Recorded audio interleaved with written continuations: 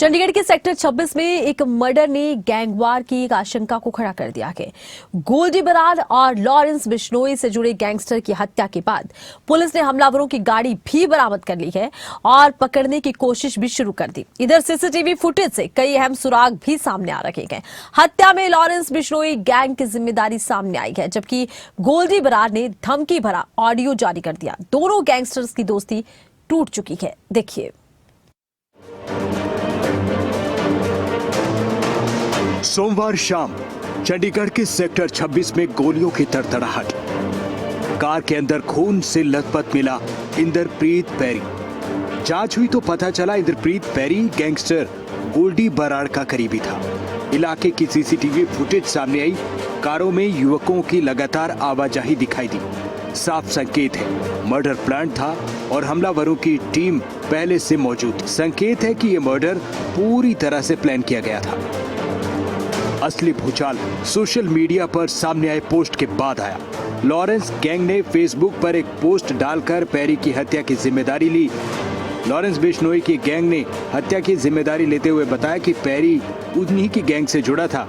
Gang के सदस्यों ने पैरी को गद्दार बताया और हत्या को सही ठहराया। पोस्ट में लिखा हत्याकांड को लेकर पोस्ट किया गया, जिसमें कहा गया कि पैरी हमारे ग्रुप का गद्दार था। गोल्डी या फिर रोहित का फोन करवाकर पैरी सभी क्लबों से पैसा उगाही करवाता, इसी वजह से इसे मारा गया। शुरुआत इन्होंने की थी। पहले हमारे भाई हरी पर हमले की कोशिश की और बाद में सिपा भाई को मरवाया।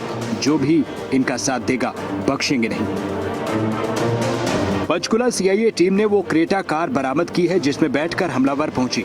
इलाके की सीसीटीवी फुटेज में दो कारों में युवकों की आवाजाही नजर आई।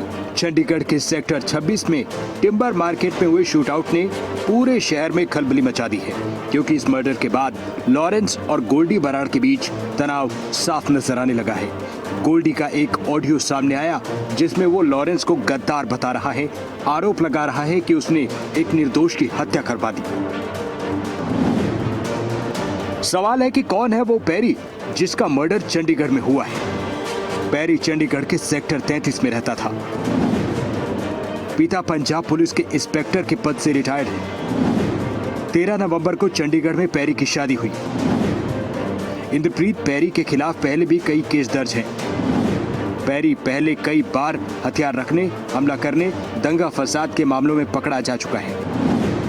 पैरी के खिलाफ 2011 में सेक्टर 39 थाने में दंगा, हमला, अवैध हथियार रखने का केस दर्ज हुआ। 2013 में उस पर आईपीसी की धारा 336, 435 आर्म्स एक्ट के तहत कार्रवाई हुई। 2019 में बरी हुआ। साल 2014 में सेक्टर 26 थाने में हत्या की कोशिश, डकैती, धमकी जैसे केस दर्ज हुए। 2017 में आर्म्स एक्ट का केस दर्ज हुआ। साल 2022 में उगाही और हथियार रखने का केस दर्ज हुआ और गिरफ्तारी हुई थी। पुलिस को शक है कि हत्या के पीछे गैंग की अंदरूनी लड़ाई हो सकती है। इस पूरे मर्डर केस में सबसे बड़ी स्टोरी ये है कि लॉरेंस और गोल्डी के बीच तनाव साफ नजर आ रहा है। सूत्रों के मुताबिक इस मर्डर की जड़ें दुबई में हुए एक पुरानी हत्या से जुड़ी हैं। 13 नवंबर को जब पैरी की चंडीगढ़ में शादी हुई थी तो उसी दिन दुबई में लॉरेंस के एक गैंगस्टर जोराज सिद्धू उर्फ सिपा की हत्या गला काट कर की गई थी। तब गैंगस्टर गोल्डी बराड़ के साथ मिलकर गैंग चला रहे रोहित गोदारा के नाम से पोस्ट वायरल हुई थी और लॉरेंस के करीबी का मर्डर हुआ। सिपा के मर्डर का बदला चंडीगढ़ में लेने का दावा लॉरेंस गैंग के पोस्ट में है। पंचकुला में मिली क्रेटा में लगी नंबर प्लेट पहली नजर में पंजाब की थी, लेकिन जांच हुई तो पता चला नंबर प्लेट फर्जी थी। उसे लुधियाना के नंबर पर तैयार किया गया। पुलिस जांच कर रही है नंबर किसके नाम पर रजिस्टर्ड है और क्या किसी गैंग ने इस नंबर का मिसयूज किया। इंद्रप्रीत उर्फ पैरी चंडीगढ़ नाइट लाइफ सर्किट और क्लबों से जुड़ा एक नाम था।